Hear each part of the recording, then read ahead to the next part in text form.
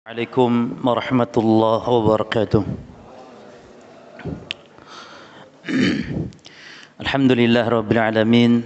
Wassalatu wassalamu ala rasulillahil amin wa ala alihi wa ashabihi at-tayyibin at-tahirin wa man tabi'ahum bi ihsanin ila yaumiddin. Wasallama tasliman katsira, amma ba'd. Para jemaah kaum muslimin wal muslimat rahimani wa rahimakumullah, melanjutkan pembahasan ma yubtilus shalah, hal-hal yang membatalkan salat. Pada pembahasan sebelumnya yaitu perkara-perkara yang boleh dilakukan ketika sedang salat. Sekarang hal-hal yang membatalkan salat. Al-awwal, yang pertama, tayakkunul hadas. Tayakkunu artinya ketika yakin, yakni tidak lupa atau tidak ragu-ragu berhadas.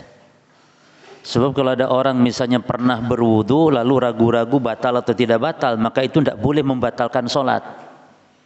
Jenengan dari rumah itu sudah berwudu lalu di jalan muncul keragu-raguan, itu tidak boleh diikuti ragu-ragu itu. Al-yakinu la tazulu bisyak, al-yakinu la yazulu bisyak. Keyakinan itu tidak boleh dihilangkan dengan keraguan, kecuali jenengan memang pada asalnya tidak wudu atau belum punya wudu, moro-moro ragu. Nah ini tadinya tidak wudu kok moro-moro ragu. Jenengan nggak punya istri, moro-moro ragu saya punya istri apa enggak. Itu jemaah. Jadi kalau tadi jenengan di rumah wudu, yakin sudah wudu di rumah, lalu di jalan muncul ragu, saya jangan-jangan batal, maka itu tidak boleh dianggap. Ya. Tidak boleh dianggap pula para jemaah kalau sesuatu sudah ibadah. Jenengan sudah selesai salam, tiba-tiba muncul ragu. Saya tadi tahiyat awal enggak ya? Saya tadi rakaatnya berapa? Sudah, kalau sudah selesai jangan dianggap. Itu waswas syaitan namanya. Nah, ini yang kita bahas adalah bukan lupa, bukan ragu, tapi memang yakin hadas. Ya. Yani yakin hadas, maka itu batal salatnya. Contoh dalam hadis dari Ibad bin Tamim an ammihi, dari pamannya, anahu, bahwasanya dia syakka, mengadu kepada ila Rasulillah sallallahu alaihi wasallam, kepada Rasulullah sallallahu alaihi wasallam, yaitu tentang ar-rajul, ada orang yang alladhi yukhayyilu ilaihi, seseorang yang yukhayyilu, yang terhayalkan padanya bahwasanya annahu yajidu syai' fi shalah, dia mendapatkan sesuatu dalam salat. Jadi artinya dia mungkin perutnya gerubuk-gerubuk gitu, seolah-olah ada sesuatu yang keluar angin, ya. Tapi dia tidak yakin, tapi masih ragu saja. Jadi perutnya bunyi-bunyi, maka dia nanya kepada Rasul, kalau begitu kasusnya gimana? Maka Nabi mengatakan, la yanfatilu aw la yansorif. Kamu jangan batalkan salatmu. Kamu jangan berpaling, jangan membatalkan salat, jangan. Hatta yasma'a sautan aw yajida rihan, sehingga kamu benar-benar dengar suara, dengar suara, atau memang kamu benar-benar yakin keluar angin. Jadi kalau cuman gerubuk-gerubuk perut, kok seolah-olah kayak ada yang keluar tapi kayak tidak, maka itu artinya tidak, wis. Sebab jenengan mohon maaf ngentut buang angin itu yakin jelas terasa kan, walaupun tidak ada bunyinya. Apalagi ada bunyi jelas walaupun tidak mampu. Aku bunyi tapi tidak mampu. Tadi kan jelas bunyi toh, pret tutit gitu kan, itu jelas batal. Kalau tidak jangan. Ini faedah dari hadis ini apa jemaah? Jadi batal itu harus yakin, jangan ragu. Ya. Sedang sholat perut gerubuk-gerubuk bunyi, seolah-olah jangan-jangan gitu kan, ada yang keluar angin. Kalau tidak yakin jangan. Maka Nabi tegas di sini, hatta yasma' sautan, sehingga mendengar suara. Aw yajidarian, atau mencium bau. Terutama perempuan juga, mohon maaf, perempuan kadang-kadang keluar angin dari kemaluannya juga, maka itu tidak dianggap. Ya. Yang kedua jemaah, yang membatalkan sholat tarku ruknin minal arkan, yakni sengaja meninggalkan rukun solat seperti tidak baca Fatihah. Fatihah itu rukun solat. Maka kalau jenengan lupa nggak baca Fatihah, berarti maknanya kurang 1 rakaat karena itu rukun solat. Jenengan lupa ndak sujud. Sujudnya maksudnya cuma sekali, kan kadang-kadang ada orang sujud harusnya 2 kali. Rukun solat sujud itu 2 kali. Ini cuma sekali misalnya. Harusnya duduk antara 2 sujud, ini tidak langsung bangkit misalnya, atau langsung tahiyat misalnya. Kalau sebagai imam mesti diingatkan oleh makmum, ya. Atau jenengan kalau sholat sendiri, lalu ketika ingat maka itu jenengan harus nambah 1 rakaat, bukan nambah sujud. Nambah 1 rakaat karena itu rukun sholat, nanti jenengan ganti dengan sujud sahwi. Tapi tetap nambah 1 rakaat dulu. Kalau tambahan atau kekurangan tadi, maka sujud sahwinya. Jadi kaidah sujud sahwi berjamaah nanti akan kita bahas juga, ada babnya khusus insyaallah. Berkaitan dengan kekurangan, sujud sahwinya qabla salam, sujud sahwinya. Kalau berkaitan kelebihan, sujud sahwinya setelah salam. Kalau berkaitan ragu atau lupa tidak tahiyat awal misalnya, meninggalkan kewajiban, maka ini sujud sahwinya boleh memilih sebelum atau setelah. Aw syartin minas syurut amdan, atau meninggalkan syarat di antara syarat. Namun syaratnya rukun dan syarat ditinggalkan ini kalau amdan, ini sengaja. Wa biduni udrin, tanpa udzur. Contoh, berdiri di dalam sholat itu rukun, tidak sah kalau orang sholatnya ya sambil duduk. Kecuali kata mu'alif biduni udzur, tanpa udzur. Kecuali kalau ada udzur sakit misalnya, maka menjadi sah.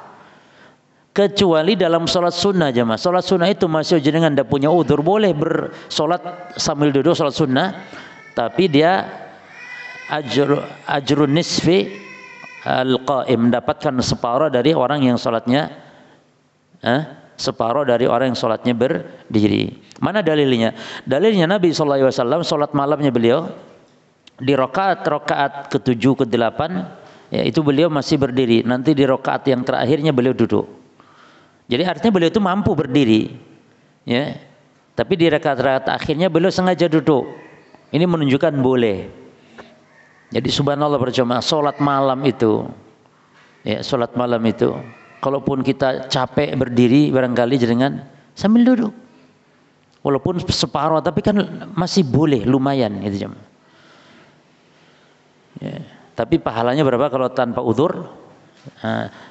Maka tolong diperhatikan ini, ketika ada orang yang sakit, dia nggak mampu itu ruku, nggak mampu bungkuk badan, nggak mampu menekuk badannya. Tapi kalau berdiri mampu, maka dia nggak boleh sholat sambil duduk. Nanti boleh ruku sujudnya dengan isyarat, ya. Jadi jenengan kalau sholat di kursi, boleh di kursi, tapi tetap berdiri ketika jenengan mampu berdiri. Nggak boleh kalau mampu, ya. Karena yang dia sakit sebenarnya sujudnya saja. Punggungnya mungkin sakit, kalau pas sujud gitu boleh sujudnya di kursi saja. Jadi begini isyarat, ruku, kemudian sujudnya agak pendek sedikit. Dan tidak diperbolehkan sujud itu kepada benda. Harus ke bumi. Kalau jenengan tidak sujud di bumi, tidak boleh sujud kepada benda, kepada bantal misalnya. Kan sekarang ada tuh kursi untuk sholat orang yang duduk, lalu dibuatkan di depannya itu dibuatkan semacam bantalan untuk tempat sujudnya. Lah, ada bid'ah, tidak boleh. Syekh Fauzan melarang itu, tidak boleh. Itu kursi yang bid'ah, itu diadakan cara seperti itu. Karena sujud harus di bumi. Kalau tidak bisa kita sujud di bumi, berarti diganti dengan cukup isyarat, membungkukkan badan sedikit. Ya. Allahu Akbar, ruku seperti ini. Lalu sujudnya agak pendek. Allahu Akbar. Gitu. Tapi berdirinya tetap wajib ketika mampu. Maka banyak orang yang berlalai atau bermudah-mudah dalam masalah ini. Dia sebenarnya sakit cuman ketika sujud, tapi sholatnya dari awal sampai akhir duduk di kursi. Tidak boleh. Jadi awalnya berdiri, nanti ketika sujud, ketika ruku dan sujudnya duduk di kursi. Jadi berdiri dulu tetap seperti ini coba. Berdiri tetap sholatnya. Allahu Akbar. Ya. Nanti ketika mau ruku, jenengan duduk di kursi, ya, duduk di kursi, baru ruku begini. Sami Allah. Sujudnya juga begini. Ya. Selesai, baru begini lagi. Tidak boleh dari awal sampai akhir duduk padahal mampu berdiri, bisa tidak sah sholatnya. Karena berdiri ruknun min arkani as-shalah. Rukun diantara rukun sholat. Termasuk jenengan sholat kalau berbaring jemaah. Bagaimana kalau sholat berbaring sakit? Menghadap kiblat itu yakni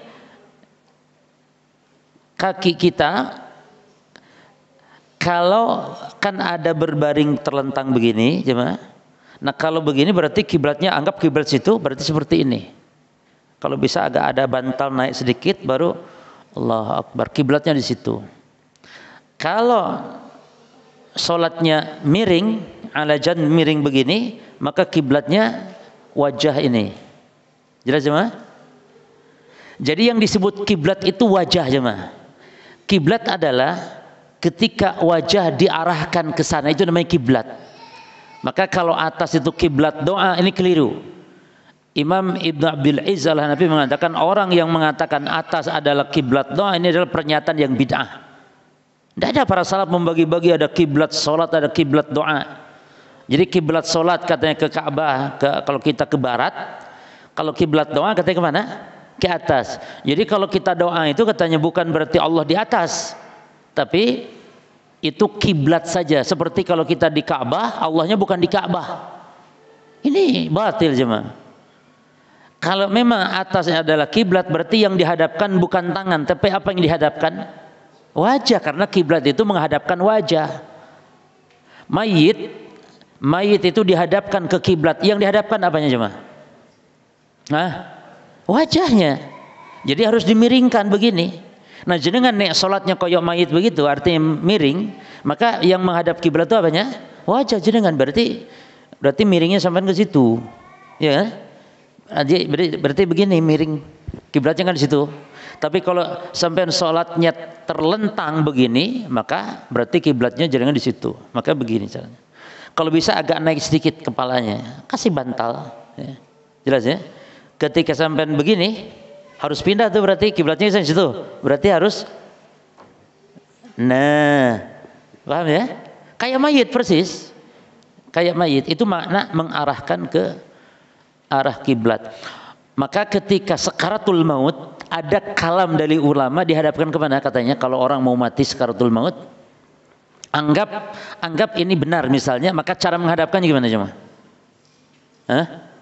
Lah kalau memang yang mau orang sekarat itu begini berarti kiblatnya di mana? Di situ. Bukan seperti jenazah mayit kalau dikubur di lahat, bukan. Intinya jemaah, apa itu kiblat? Kiblat adalah ketika sesuatu yang dihadapkan apa? Wajah. Lawan dari al-kiblat adalah ad-dubur. Ya. Istiqbal, istidbar. Istiqbal menghadapkan wajah, istidbar membelakangi dengan dubur. Itu istidbar. Jadi kalau istiqbal, makanya kiblat itu jemaah bukan maknanya Ka'bah. Karena kiblat Nabi Muhammad sebelumnya bukan di Ka'bah tapi Baitul Maqdis, itu kiblat. Jadi kita ini salah paham, disangkanya kiblat itu Ka'bah sehingga kiblat itu barat. Sehingga kalau ke timur bukan kiblat loh. Kalau orang Madinah malah selatan kiblatnya. Jadi kiblat itu sesuatu yang wajah kita dihadapkan. Maka kalau jenengan atas itu kiblat doa, berarti jenengan doanya begini. Allahumma inni as'alukal jannah. Allahumma. Kan tidak, yang dihadapkan cuma apa? Tangan ke atas. Itu pun tangan tidak harus ke atas. Jadi cara tangan itu doa boleh begini ke kiblat punggungnya dan telapaknya ke wajah. Begini. Boleh juga begini. Jadi clear, cuman kita ini naluri kita, pikiran kita selalu kalau ngomong ya Allah, Allahumma ya Allah, selalu pikiran kita ada yang ada di mana jemaah? Secara fitrah di atas. Makanya Imam Al-Juwaini itu ketika ditanya muridnya Al-Hamadani, Imam sudahlah, kan dia berkeyakinan Allah di mana-mana. Pokoknya Allah nggak di atas itu, di mana-mana. Sudahlah, jangan dalil-dalil dari yang lain-lain. Ini sekarang fitrah kita loh, kalau doa, ya Allah, kita memohon kepada Allah.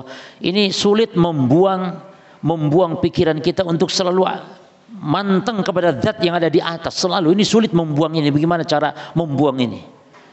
Akhirnya dia turun dari mimbarnya, dia mengatakan, hayyarani hamadani, sambil tepuk jidatnya dia. Si Hamadani membuat saya bingung, kata si Hamadani. Memang gitu akidah ahlul kalam yang menggunakan akar ra'yu.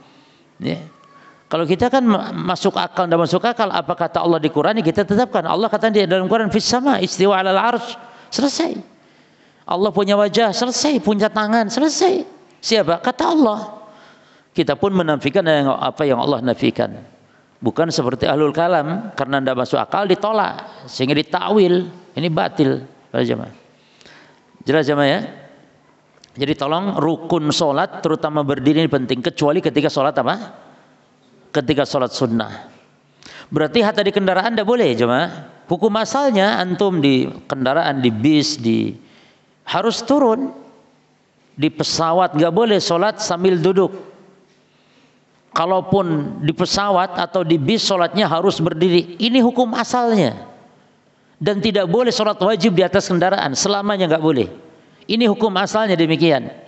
Tapi kita lakukan solat di atas kendaraan bis, kendaraan umum maksudnya ya. Kalau kendaraan pribadi jelas haram, tidak boleh, tidak sah solatnya.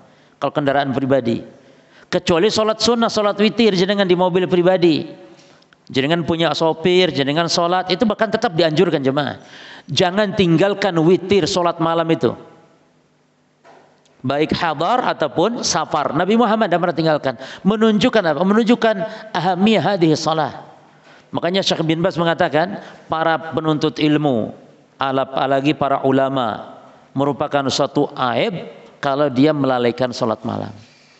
Jemaah, antum yang suka ngaji seperti ini, harus beda amalan di waktu malam dengan orang-orang awam yang tidak ngaji. Bahkan terkadang kalah dengan amalan orang-orang awam. Lah, penuntut ilmu harus diutamakan. Salat malam terutama, itu akan mengokohkan, meneguhkan. Ya, Allah akan berikan kelezatan ibadah. Lakukan walaupun hanya 1 rakaat, walaupun hanya 3 rakaat. Ahabbul amalillah ma'adwamu ala ashabih wa inqal. Amalan yang cinta Allah yang dawam walaupun sedikit. Nanti setelah ini akan ada pembahasan salat tatawwu'. Salat tatawwu'. Jadi mari jemaah biasakan salat malam, bahkan ketika safar sekalipun. Jenengan di bis, masya Allah, bis umum loh jemaah, itu sudah nggak ada, hatta di kendaraan pribadi. Tapi kalau salat wajib nggak boleh. Berarti kalau kita melakukannya alasannya karena darurat. Pertama, kita tidak mungkin turun dari bis karena akan ketinggalan, akan memudorotkan, apalagi dari kereta, dari pesawat. Terus yang kedua, kalau berdiri karena kita sholat di jok, di kursi kendaraan, kalau berdiri karena akan mengganggu orang, sehingga dengan alasan darurat menjadi apa? Terpaksa boleh.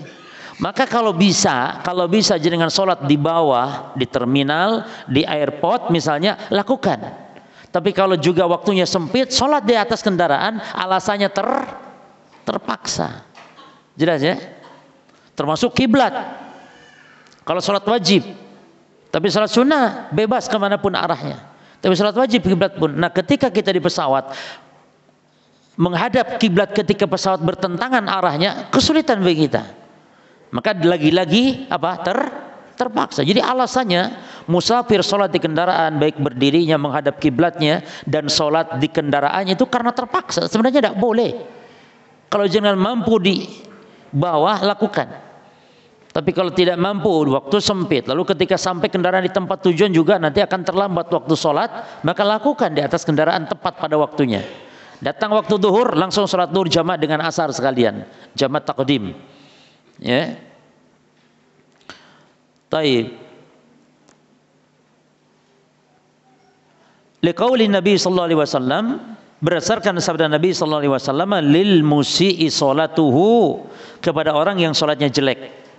Jadi ada kisah sahabat yang sholatnya disuruh ulang oleh Nabi. Kata Nabi, irji fasali fa innaka lam tusalli. Ulangi sholatmu karena kamu tidak sholat. Sahabat tadi sholat lagi. Seperti tadi sholatnya disuruh ulang lagi. Karena sholatnya tidak tumakninah. Jadi kesalahan sahabat ini dalam hal apa salahnya? Dalam hal rukun sholat, yaitu tumakninah. Tapi Nabi tidak suruh ulang sholat yang dulu-dulu dia lakukan karena kebodohannya. Jelas jemaah? Jadi kalau jenengan dulu nggak tahu hukum jenengan tinggalkan atau nggak tahu hukum jenengan lakukan, maka sekarang taubat nggak usah diqadha. Ya. Tapi cukup jenengan bertaubat kepada Allah Subhanahu wa taala. Allah gugurkan dosanya karena kejahilannya. Seperti Nabi kepada orang yang jelek sholatnya, seumur-umur sholatnya kayak gitu jemaah. Seumur-umur kayak gitu sholatnya. Tidak tumanina, berarti tidak sah. Iya, tapi karena bodoh sehingga dimaafkan. Sehingga kata Nabi, mulai sekarang sholatmu, ya, jadikan semua sholatmu kayak gitu. Ya. Fajal fi tilka sholatika kulliha. Jadikan semua itu di seluruh sholatmu. Kata Nabi, ini idza raka' farka hatta tatma'inna raki'an. Kalau kamu ruku, maka tumaninah kamu dalam ruku. Wa idza sajadta fasjud hatta tatma'inna raki'an. Kalau sujud demikian, hatta tatma'inna, sehingga kamu benar-benar tumanina. Jadi ruku tumanina. Batasan tumanina apa jemaah? Tumanina itu as-sukunu, berdiam biqadri dzikril wajib. Berdiam selama zikir yang wajib. Ya, kalau belum selesai jangan bangkit dulu. Subhana rabbiyal azim, subhana rabbiyal azim, subhana rabbiyal azim. Jangan subhana rabbil azim, subhana rabbil azim, subhana sami Allah wa rabbana lakal hamd, subhana rabbil ala, Allahu akbar, subhana rabbikal hamdi wajibun. Ini kayak per. Jadi diam sih, subhana rabbiyal azim sampai selesai baru sami Allah. Diam sih. Liman hamidah, diam sih, rabbana walakal hamd, diam sih, baru Allah. Ini namanya tumanina. Jadi tumanina itu ada batasan. Makanya kita diperintah takbir setiap gerakan itu untuk membatasi jemaah. Jangan Allahu akbar, Allahu akbar, subhanallah. Lu kok bisa ini? Allahu akbar, sami Allahu liman hamidah, diam sih, rabbana lakal hamd, Allahu akbar. Jadi ada jedanya, diem. Nah, itu tumanina. Apa kata Nabi kepada dia? Irji' fasholli fa innaka lam tusalli. Ulangi salatmu. Wa li amrihi sallallahu alaihi wasallam, ketika rukun syarat tidak terpenuhi, Nabi suruh ulangi. Pertama tadi orang tadi. Suruh ulangi itu maksudnya salat yang barusan. Tapi salat yang dulu-dulu dilakukan Nabi maafkan. Ya, ini dimaafkan oleh Allah. Nah sekarang contoh kalau rukun syarat tidak terpenuhi, kalau tadi rukun karena tumaniyah itu rukun salat. Sekarang contoh syarat, Nabi melihat liman ra'a fi dhahri qadamihi lum'atan. Nabi melihat seseorang yang di dhahri qadamihi, di punggung kakinya, ya, di punggung kaki itu ya seperti mungkin kayak ditumit gitu. Melihat ada lum'atan. Ya, lum'atan itu ada sedikit yang tidak terbasuh oleh air wudu. Untuk yu'idal wudu'a was-shalah, Nabi perintahkan mengulang wudu karena wudunya tidak sah. Karena ada sebesar uang logam dirham yang tidak terbasuh, Nabi suruh ulang, diulang wudunya. Tentu kalau wudu tidak sah, salatnya pun tidak sah. Maka ini jemaah, di antara pembatal sholat adalah meninggalkan rukun dan syarat sholat secara sengaja dan tanpa uzur. Ada dua ya, sengaja. Berarti kalau tidak sengaja sholatnya sah, sehingga dia tidak tahu, kecuali kalau pas tahu atau ada yang memberitahu seperti makmum memberitahu imam yang salah. Tapi kalau jenengan lupa, benar-benar lupa, tidak sengaja, tidak membatalkan, sah sholatnya. Jenengan sholat asar 3 rakaat karena lupa tidak tahu, sah. Padahal kan kurang meninggalkan. Atau jenengan sujud cuma sekali tadi kan, tapi karena lupa jenengan tidak tahu, betul-betul tidak tahu, sah sholatnya. Atau jenengan karena udzur duduk sholatnya padahal wajib berdiri, sah. Jadi dua ya, sengaja dan tanpa udzur. Berarti kalau keliru tidak sengaja dan karena udzur, maka walaupun rukun ini ditinggalkan sah, bukan pembatal sholat. Maka tolong jemaah, kalau wudu itu demikian penting, maka hati-hati dalam masalah membasuh anggota wudu. Maka disunahkan tadlik Tadrik itu digosok. Jari disunahkan di sela-sela. Wanita yang ada cat cutek, kutek atau cutek cat kukunya itu tidak sah. Syekh Utsaimin berfatwa tidak sah karena air tidak masuk. Tapi kalau pakai hinna atau pacar itu sah. Bahkan boleh di kulit juga boleh. Tapi kalau cat kuku maka tidak sah. Ya, tolong diperhatikan, ini khususnya untuk ibu-ibu dan juga antum. Laki-laki harus memperhatikan ahkam nisa, hukum-hukum berkaitan perempuan itu kewajiban antum. Karena antum berkewajiban yang paling utama bukan masalah memberi nafkah anak istri, memberi rumah, pakaian, tempat tinggal. Lah, yang paling penting lagi antum sebagai suami kewajiban adalah untuk menjaga istri antum dari api neraka. Menjaga anak antum dari api neraka ini yang paling penting. Kewajiban terbesar. Qu anfusakum wa ahlikum nara. Sementara antum lihat istrinya pakai cutek dibiarkan. Istrinya tidak sholat, tidak pakai jilbab atau naudzubillah, dibiarkan. Itu namanya dayuth. Maka tidak akan cium aroma surga dayuth itu. Yani tidak cemburu ketika keluarganya berbuat maksiat. Tidak cemburu, tidak ada rasa girohnya. Ya. Bahkan antum dibolehkan memukul istri, memukul anak kalau dia melanggar. Supaya demi sayangnya kita kepada mereka agar mereka jangan sampai masuk neraka. Ya. Taib. Yang ketiga, as-salis al-aklu wasyurbu amdan. Makan dan minum dengan sengaja. Qala Ibnu Mundir, Imam Ibnu Mundir mengatakan ajma' ahlul ilmi, para ulama sepakat ala anna man akala aw syariba fi sholatil fardhi amidan in alaihi al-i'adatu. Siapa yang makan atau minum di solat yang fardu, nanti akan kita bahas, berarti boleh di solat sunnah, ya? Tidak juga, ya? Tidak juga. Nanti dijelaskan oleh muallif. Cuman ini kata Imam Ibnu Mundir, siapa yang makan minum di solat fardu sengaja, maka dia wajib mengulang solat. Kata muallif, wa kadza fi sholati tatawwu'i. Demikian pula di solat tatawwu'. Jadi maksudnya yang ijma' sepakat ulama itu makan minum batal itu ijma' itu dalam sholat fardu, tapi di dalam sholat sunnah ada khilaf. Namun yang benar adalah madhab jumhur bahwa di sholat sunnah pun tetap membatalkan makan minum tersebut. Kenapa? Karena kita punya kaidah jemaah, hukum yang berlaku di sholat wajib berlaku pula di sholat sunnah kecuali maka contoh jemaah, hukum asal di sholat wajib berlaku di sholat sunnah. Contoh, kalau maghrib itu 3 rakaat, duduknya bagaimana? Pakai tahiyat apa? Kalau maghrib duduknya tahiyat, ada 2 tahiyat tidak? Taib, ada 2 tahiyat. Demikian pula dalam sholat witir, ya kan? Kan hukum asalnya kan begitu. Tapi sholat witir ini yang 3 rakaat ada pengecualian, memang tidak boleh duduk tahiyat awal. Jadi hukum asal, ya, hukum asal ma sabata fil fardhi sabata fil nafli. Setiap yang ditetapkan dalam salat fardu demikian pula ditetapkan dalam salat sunnah, illa bid-dalil, kecuali ada dalil yang mengecualikan, mengkhususkan. Seperti witir yang 3 rakaat, hukum asalnya harus seperti apa? Hukum asalnya harus seperti maghrib, hukum asalnya. Tapi Nabi mengatakan wala tusyabihu bil maghrib, jangan kalian samakan dengan maghrib witir yang 3. Witir yang 7, witir yang 9 ada duduk tahiyat awal.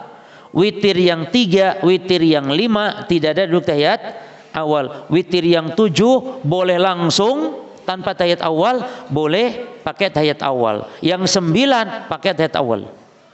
Ya. Jadi demikian berjamaah. Maka pendapat jumhur benar di sini, bahwa sholat kalau batal dengan makan minum di sholat wajib, berarti di sholat sunnah pun batal, karena itu kaidahnya li'anna ma'abtalal fardu yubtilut tatawwu'. Maka apa saja yang membatalkan di sholat fardu, demikian membatalkan di sholat sunnah. Taib. Yang keempat, al-kalamu, membatalkan sholat adalah berbicara amdan, sengaja, li ghairi maslahatis shalah, yang berbicara ini bukan kemaslahatan berkaitan dengan sholat. Jadi kalau bicaranya yang lain gitu jemaah, Kalau berbicara kemaslahatan sholat, maka para jamaah sekalian tidak membatalkan. Artinya kita ada hajat untuk bicara, tapi bicaranya adalah berkaitan dengan urusan sholatnya itu. Maka ketika Nabi sallallahu alaihi dalilnya nih, ketika Nabi lupa, beliau sholat duhur atau sholat asar itu cuma 2 rakaat. Lalu setelah sholat beliau salam di 2 rakaat. Sholat duhur atau asar. Memang rawi lupa menyampaikan ini apakah duhur atau asar. Yang penting sholatnya antara sholat asyi. Ya, sholatil asyi. Asyi itu sholat petang. Bisa duhur, bisa asar. Lupa. Enggak penting bagi kita. Mau duhur, mau asar kan sama kasusnya. Berapa sholatnya? 4 rakaat. Nabi sholat cuma 2 rakaat. Ketika selesai sholat, Nabi duduk di masjid, di kayu yang melintang di masjid. Lalu beliau begini duduknya. Nah, beliau nampak kayak orang bingung. Lalu para sahabat tanya di situ, "Ya Rasulullah, aqasarta shalah abna Said?" Ya Rasul, apakah engkau sengaja mengqasar salat cuma 2 rakaat? Atau engkau lupa harusnya 4 cuma engkau lupa? Maka kata Nabi, aku enggak lupa dan enggak mengqasar. Aku enggak lupa dan tidak mengqasar. Kan enggak benar tuh jemaah. Jelas Nabi cuma 2 rakaat. Akhirnya Nabi pikir-pikir ternyata mungkin benar. Maka ini yang nanya ini sahabat namanya digelari si Dzul Yadain, si tangan cacat. Karena kata para ulama dalam mensyarahkan hadis itu, Dzul Yadain ini orang yang memang berani. Artinya apa ya? Bukan berani ini, jadi suka guyon-guyon dengan Nabi itu berani gitu. Artinya ndak malu dia. Maka sahabat yang lain nggak berani jemaah. Di situ ada Abu Bakar, ada Umar loh, nggak berani tanya. Yani Abu Bakar, Umar pikirnya memang sholat sudah dirobah. Tapi Dzul Yadain memberikan diri. Ya Rasul, apakah engkau lupa atau memang sholat dipotong, dikosor? Kata Nabi, enggak lupa, enggak dipotong. Tapi Nabi mikir lagi. Nabi akhirnya tanya kepada para sahabat yang lain. Dan ini, kalau imam ragu, ketika ada seorang memberitahukan dan imam ragu, boleh tanya kepada jamaah yang lain, minta pendapatnya. Sebagaimana Nabi SAW minta kepada sahabat-sahabat yang lain. Lalu kata Nabi, akama qala Dzul Yadain, apa benar yang dikatakan si Dzul Yadain bahwa saya sholat kurang? Lalu kata para sahabat, na'am ya Rasulullah. Nah, ini tadi Nabi ngobrol tidak jemaah? Ngobrol dengan sahabat tadi? Ngobrol kan? Berbicara tidak? Berbicara. Nah, berbicara seperti ini tidak membatalkan sholat. Karena berkaitan tentang sholat. Sehingga Nabi langsung menyambung sholat. Karena sholatnya dianggap belum batal. Maka Nabi maju lagi ke tempat sholatnya. Menambah berapa rakaat? 2 rakaat. Lalu Nabi sujud sahwi setelah salam. Kenapa setelah salam? Tadi kaidahnya. Kenapa setelah salam? Karena kelebihan. Nah, saya kejar pertanyaan. Sing lebih apa nih? Ayo, yang lebih salamnya. Tadi kan salam, yang 2 rakaat. Sekarang nanti salam lagi. Berarti double. Nah, percuma dari hadis ini, kalau memang tadi ngobrol membatalkan sholat, Nabi harusnya sholatnya dari awal. Karena Nabi sudah batal tadi ngobrol kan sama si Dzul Yadain, sahabat. Nabi nanya sahabat, yang ini sahabat pun na'am menjawab. Dan sebagian sahabat tuh jemaah ya, ketika Nabi sholat cuma 2 rakaat tadi, sebagian sahabat sudah pada duluan. Ada yang keluar duluan dari masjid, yani mungkin punya keperluan. Nah, yang seperti yang keluar duluan itu berarti sholat mereka berapa rakaat cuman 2. Bagaimana kasusnya jemaah? Mereka nanti diberitahu tentunya. Bagaimana kasus mereka? Harus mengulang dari awal karena jedanya lama. Bahkan mungkin si mangan soto pecel lele si mangan di rumahnya. Makan duit tambah lama. Jadi boleh kalau jedanya tidak lama, jemaah ya, seperti kasusnya Nabi, dan tidak lama sedikit sesuai dengan uruf, sesuai dengan adat. Ini orang kalau cuma ngobrol kayak Nabi tadi dianggap lama enggak jemaah? Secara adat kebiasaan antum, Nabi ngobrol begitu tadi tuh sama Dul Yadain, sama sahabat ngobrol cuman beberapa patah kata begitu lama tidak maknanya? Lah, itu sebentar saja. Kecuali jemaah kalau imam ngobrol-ngobrol ngomong yang lain di luar urusan sholat. Jelas. Seperti tadi setelah sholat, seandainya imam ngobrol sebelum tahu sholatnya kurang itu imam ngomong yang lain. Misalnya ngomong masalah apa, masjid nanti AC-nya nih perlu di ini Pak. Oh iya Pak Imam siap. Terus nanti tolong gimana ya, nanti kita gini yang usah ngobrol lah. Apalagi ngomong kita sarapan apa nanti PE imam nanya sarapan. Terus Pak Imam tadi jenengan lupa ya sholatnya cuma 2 rakaat. Iya tak? Iya. Ya saya nambah. Nah ini batal jemaah karena dia sudah ngomong yang lain tadi. Berarti kalau kasus seperti ini harus bagaimana sholatnya? Dari awal karena dia sudah batal. Karena berbicara membatalkan sholat. Maka mu'alif di sini mengatakan batalnya sholat adalah ketika li ghair maslahati sholat. Kalau obrolannya bukan kemaslahatan sholat. An Zaid bin Arqam, dari Zaid bin Arqam qal, ini dalil yang menunjukkan bahwa berbicara itu batal sholat. Kunna natakallamu fi sholati yukallimu rajul minna sahibuhu. Kita dulu terbiasa ngobrol dalam sholat, yakni ngobrolnya seseorang dengan temannya yang ada di sampingnya, bahwa ila janbihi fi sholat, dalam sholat. Hatta nazalat, sehingga akhirnya Allah menurunkan firman-Nya, wa qumu lillahi qanitin, dan berdirilah kepada Allah, yakni dalam sholatmu qanitin, dalam keadaan khusyuk. Jadi qanit itu banyak maknanya. Bisa bermakna berdiri, bisa bermakna khusyuk, bisa bermakna taat. Maka doa setelah ini disebut doa kunut. Kenapa? Karena dilakukan saat berdiri. Juga bisa maknanya qanitat, wanita yang taat. Jadi kunut, ini qanitin, ini khusyuk. Lalu fa'amara nabi sukuti, maka kita diperintah diam, nggak boleh ngomong dalam sholat. Wa nuhina anil kalam, diperintah diam dan dilarang berbicara dalam sholat. Jadi hadis ini menunjukkan apa? Tahrim al-kalam fi as-sholat. Cuma kita bahas sekarang bahasan tambahannya, bahwa al-kalamu fi sholat, berbicara dalam sholat itu yanqasimu ila aqsam, terbagi kepada beberapa macam pembagian. Yang pertama, an yatakallama aliman amidan dakiran, berbicara di dalam sholat itu ya aliman yakni tahu hukumnya, amidan sengaja, dakiran dan ingat, berbicaranya li ghairi maslahati shalah, berbicaranya dalam perkara bukan kemaslahatan sholat, maka fahuna yuhram wa yubtilus shalah, maka ini batal sholatnya dan haram. Selain haram batal, selain batal haram. Kenapa haram? Bukankah cukup batal saja? Tidak cukup ya, tapi dia haram karena sebab melanggar. Allah melarang, Rasulnya melarang, tapi dia lakukan.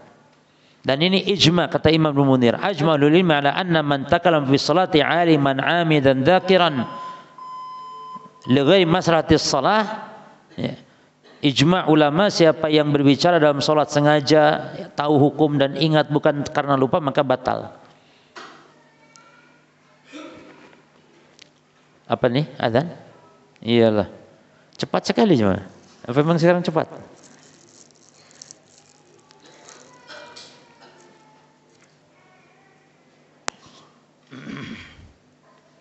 Bismillah, alhamdulillah, wassalatu wassalamu ala rasulillah wa ba'd.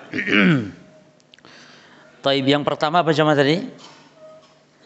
Berbicara dalam sholat yang bicaranya bukan kemaslahatan sholat dan dilakukan dengan sengaja.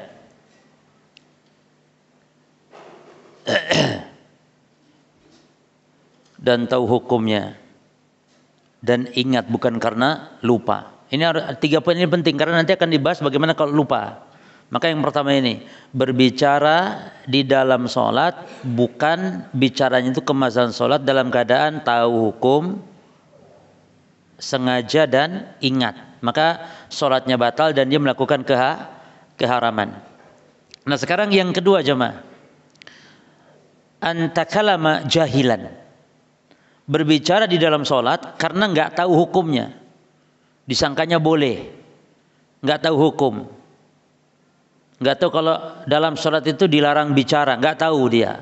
Maka ulama beda pendapat kepada dua pendapat. Pertama mengatakan batal, masih jahil, bodoh, pokoknya batal, diulang sholatnya. Ini madhab Hanafi dan madhab Hambali. Ya.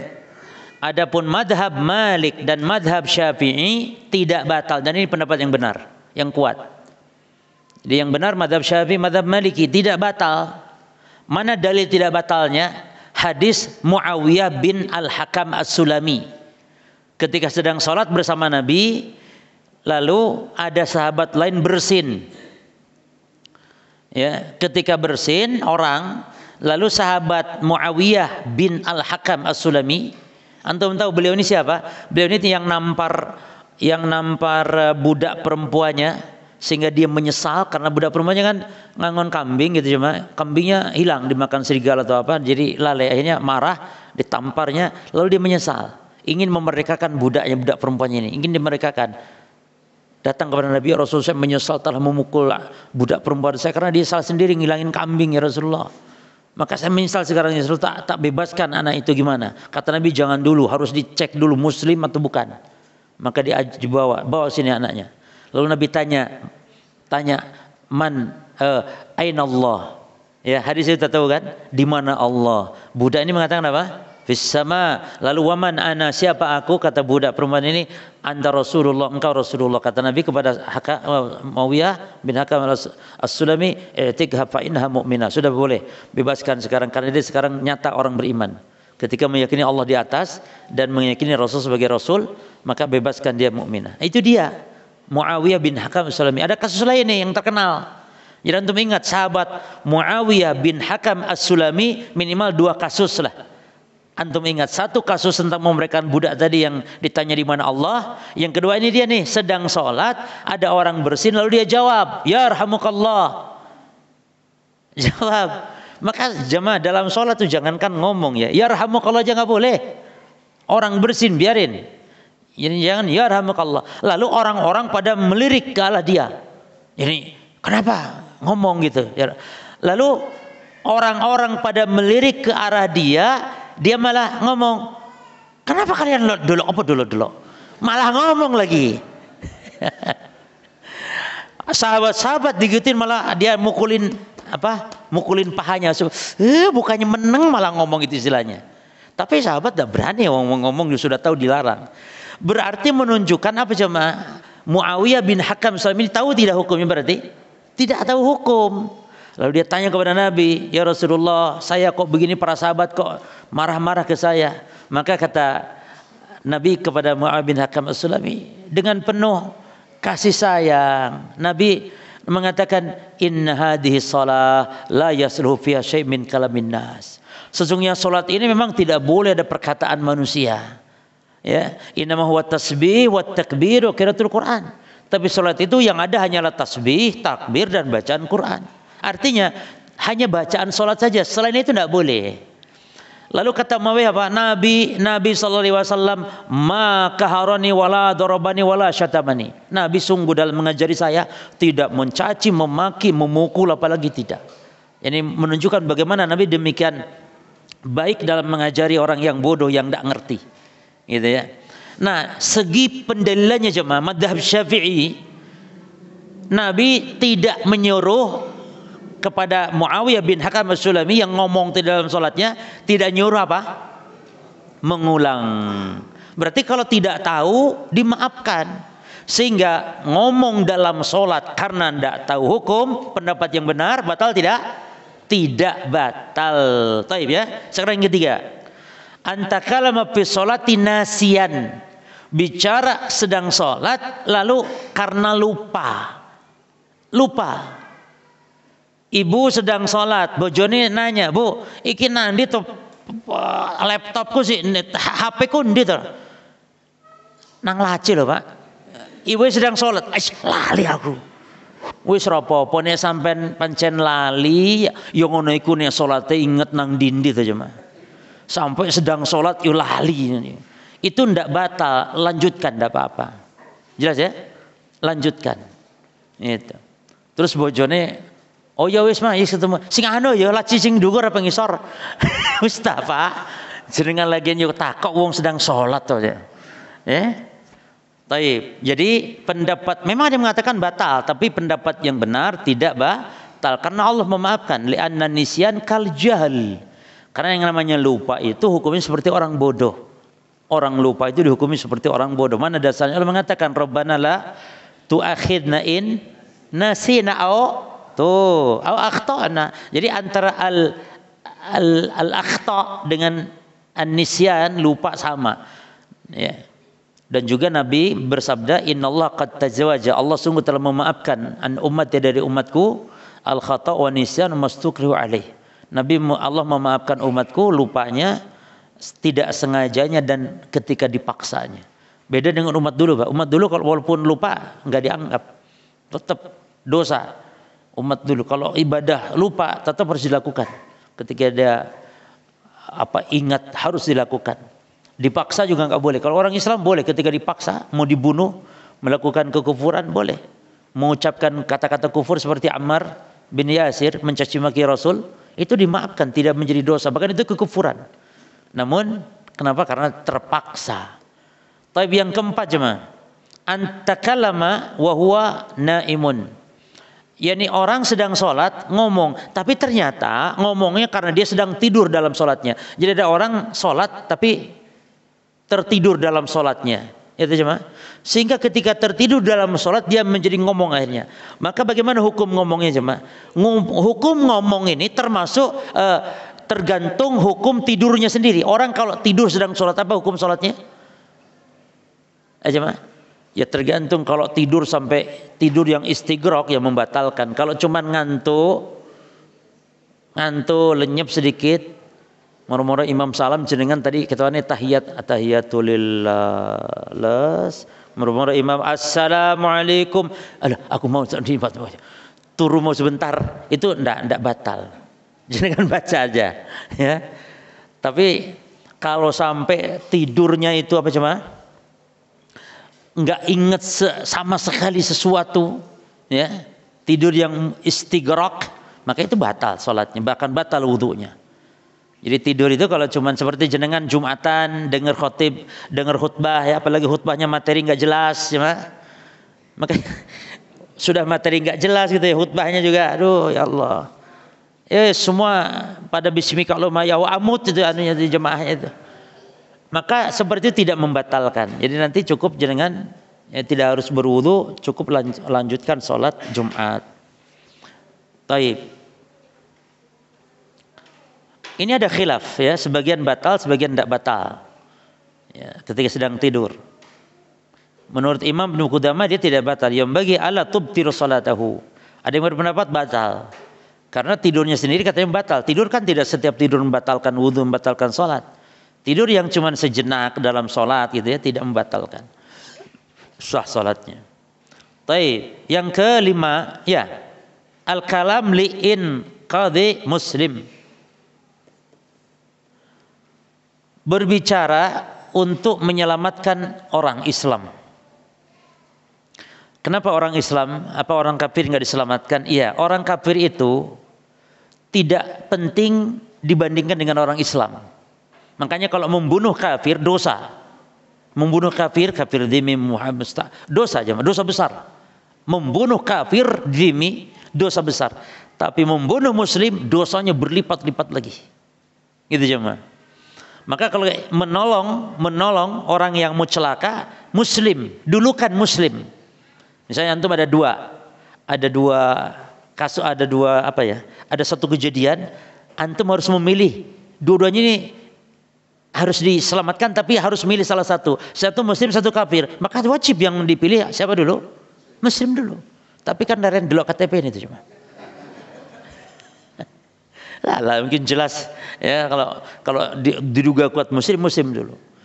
Nah ketika sholat, kalau ada orang Islam mau celaka, maka kalau bisa dengan ucapan subhanallah, antum cukup ucapkan subhanallah.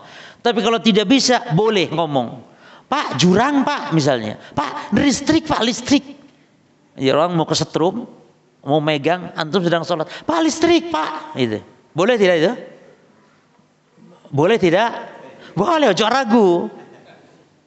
Tapi kalau jenengan bisa, subhanallah. Tapi kan kadang-kadang orang Indonesia nggak apa, nyapos lagi sholat kok malah zikir, terus dia nyekel listrik mati dia cuma. Kan enggak paham maksud subhanallah itu hati-hati loh. Ojo gerak maksudnya. Cuma enggak paham dia. Maka yang kalau enggak paham dengan subhanallah, ya. Kalau orang Arab ngerti Pak ketika subhanallah. Nah, jadi dia ada apa nih? Dia pasti dia mikir ada apa, ada masalah apa. Itu orang Arab. Kalau kita enggak paham, subhanallah malah disangka dikir. Karena di Indonesia dikirnya keras-keras kan, jadi disangka lagi teriak dikir. Jadi kalau enggak ngerti ya sudah Pak listrik Pak jurang Pak lubang Pak gitu misalnya. Hati-hati gitu kan. Padahal jenengan sedang sholat. Jadi jangan mentang-mentang sedang sholat orang nyempur aja. Jangan Pak. Gitu. Atau kalau enggak jenengan mau gerak orangnya kalau anak kecil misalkan enggak mungkin juga. Jenengan gerak boleh, itu kan pada bab yang lalu sudah. Ini kita bahas bicara. Kalau menyelamatkan orang harus dengan bicara. Taib.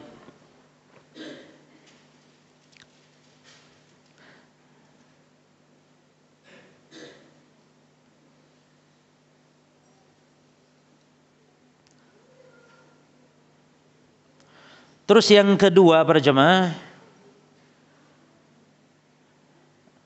al-qahqahah.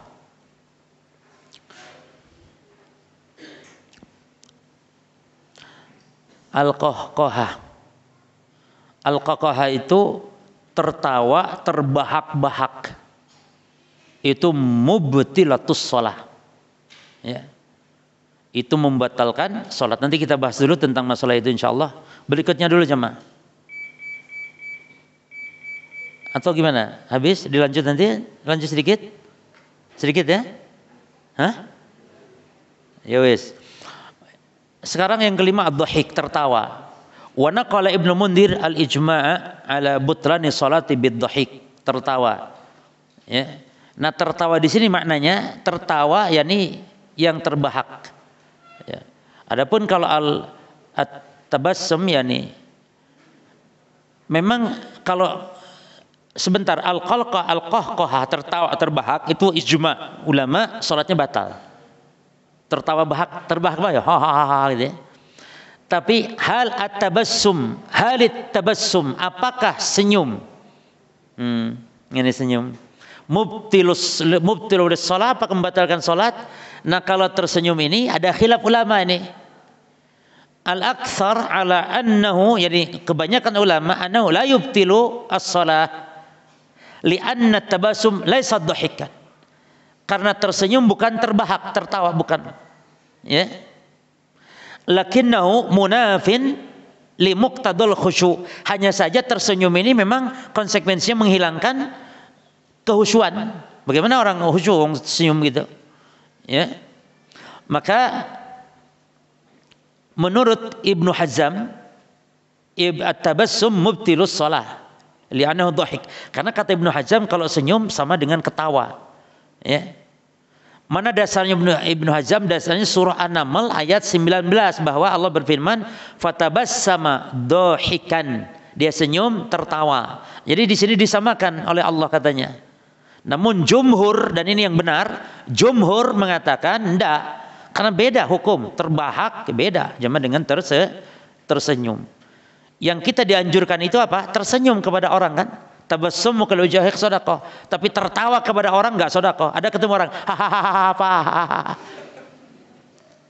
Itu enggak ibadah itu. Tapi kalau Pak nggih, engko Pak senyum, ibadah. Tapi Pak setiap orang ketawa gendeng kapan nih mulai. Ya cuma. Baik. Itu dhahik. Saya kira cukup insyaallah, nanti dilanjut. Lalu jangan salat tatawwu ya. Salat tatawwu.